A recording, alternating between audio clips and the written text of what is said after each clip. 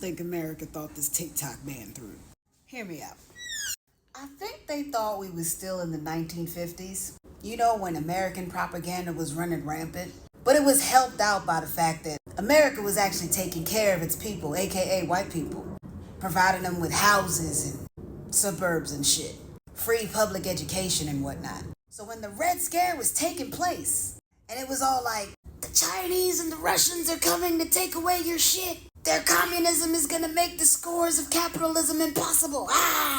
Americans, also known as white people, were all like, y'all ain't gonna take my capitalism away from me. I fought hard for this shit. Plus, I can't afford to pay to send my kids to college, so, Fast forward to like now, though.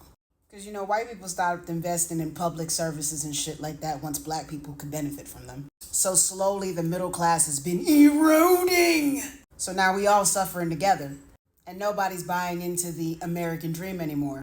Mainly because it's proven to be an American nightmare. I mean, 99% of the population has to get squeezed under the thumb of the machine just to be inspired by the 1% who make it. And we're supposed to keep upholding this shit in hopes of one day becoming that special one that becomes a part of the 1%. It's a bit of a fever dream, not for nothing.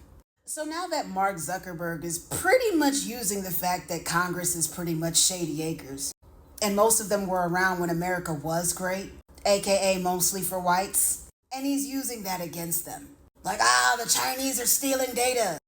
But pay no attention, though, to my company, which is actively stealing and selling data and using it to train the bots in ways that are not exactly legal. But y'all's generation still believes in fax machines, so I'm going to use that to my advantage.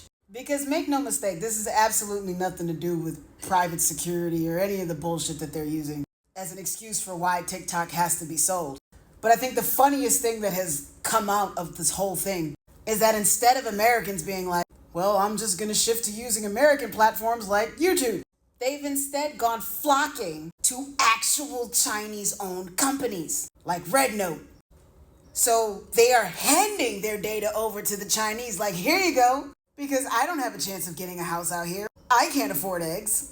And this government clearly doesn't give a fuck about me because everybody's over the age of 85. What you need to know about our country, which is honestly the easiest public intelligence infiltration event ever. Because I don't think America was counting on Americans being so fed up with America that we would volunteer our own information to a foreign country. Because fuck this place, that's why.